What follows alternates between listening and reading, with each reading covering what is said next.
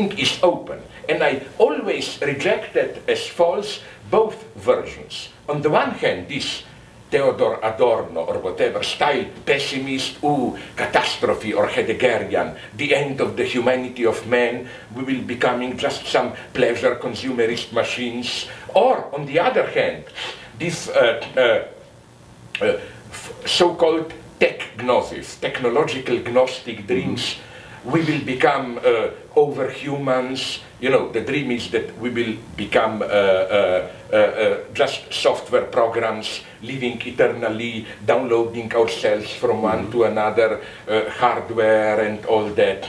No, I think both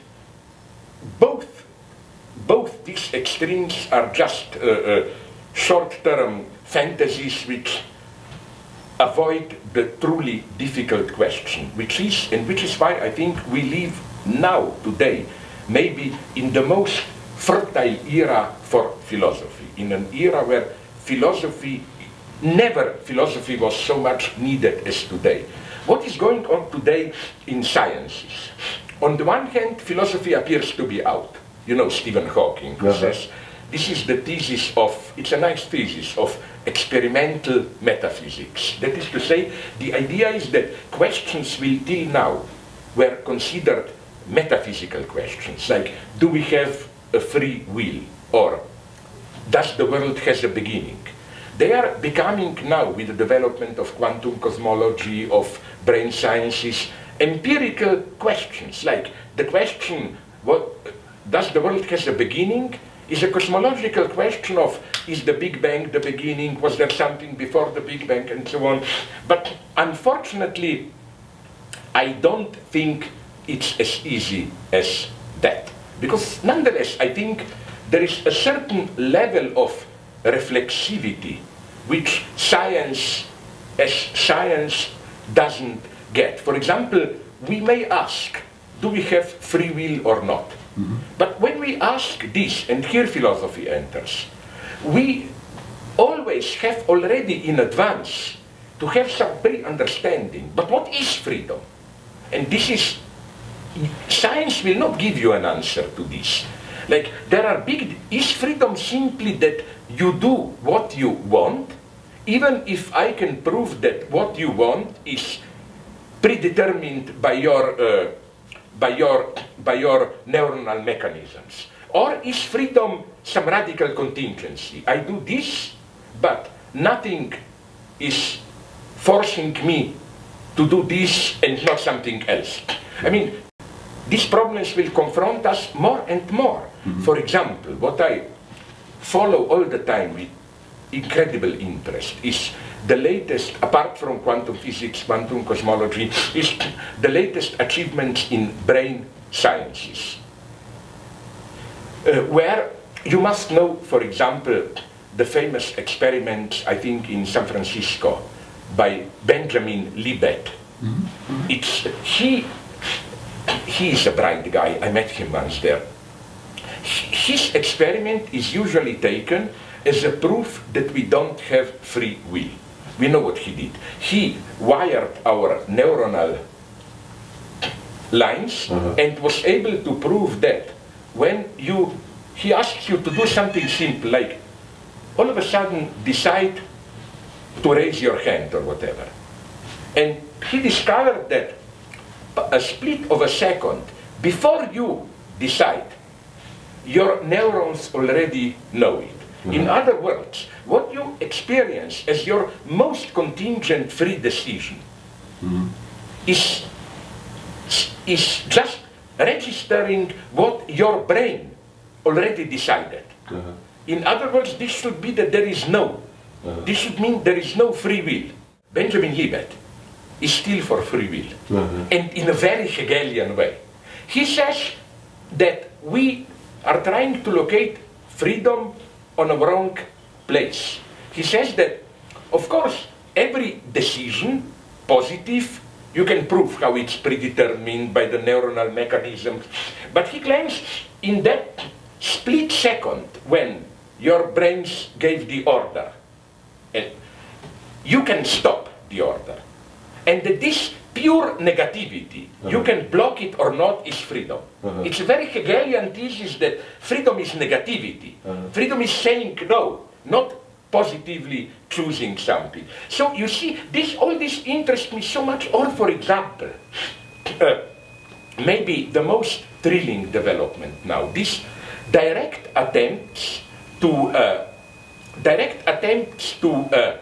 connect our brains again directly with computer or some external mechanisms. On the one hand, we all know what is happening. You know that, for example, I saw it in London, you know, but in many countries they develop this. You know that they are now already close to do wheelchairs where you do not even need Stephen Hawking's finger a little bit moving. Simply, it's still very elementary, but they already can do it that the computer deciphers through scanning your brain just this basic simple command: forward, stop, left, right, and you just think and the machine moves. So it's almost a divine-like property, like with your thoughts you directly affect reality. The problem here is that it goes also the other way around. You know what fascinated me? They do this in the opposite direction. They succeeded in connecting neurons which gives order to feet how to move with an external machine. So they showed me, it's fascinating. You have a rat in a big box. The rat is freely running around. Then you press a button and you can literally control more or less the rat like a remote control toy. You direct and the rat moves, and now comes the true question. Of course, they were interested at precisely the big problem here. They immediately knew what it is about. When I asked them this, they told me, of course, that's the whole point. They are now, maybe already they did it, they just don't want to make it public, it's ethically problematic. This is for them the big question, and it is. Imagine this experiment made on a man. Okay, I walk around, they tell me stroll around. I do it freely, then at a certain point my controller presses the button and can direct me. The question is, how will I experience this? Will it be that all of a sudden I will feel, oh my God, a foreign power took it over? They told me no. The horror is, I will still think I am free. No. I will not even be aware. But isn't this, are we aware how, you know, I like to quote here, how is she called, Virginia Woolf, who made this famous statement on November 1914, on that date, human nature changed. Well, maybe she was right, because once we will be able to do this, the very basic definition of what does it mean to be a human being will in some way change. Because isn't our definition of being human that precisely I'm here, I think, reality is out there. Something tremendous changed when this gap separating me from outside world falls away. So what does this mean? Are we like gods? Are we machines? Is there still free will? This is for me a tremendous new space, and I think we should absolutely avoid, again, as I already said, on the one hand this old cultural pessimistic turn, oh this is horrible, we will all be robots, but also this, like Ray Kurzweil is here, the big naive, way too naive. We think this will be a wonderful new era or whatever. But let me tell you something here. Maybe I'm wrong, but I don't think this will be such a big problem, because human nature has an incredible ability to immediately incorporate and standardize what at first should shock you. I remember, my God, when I was young, just to imagine what we can do now on Skype for no costs at all. I can talk with anyone in the world. All the movies are instantly. I remember what revolution were for me the first primitive beta or VHS video cassettes. But now even DVDs are disappearing. Everyone is downloading and so on. And all this, and how quickly all of the young generation, this is for them their world. They even don't wonder about it. So now I think that if anything, we should retain the ability to wonder.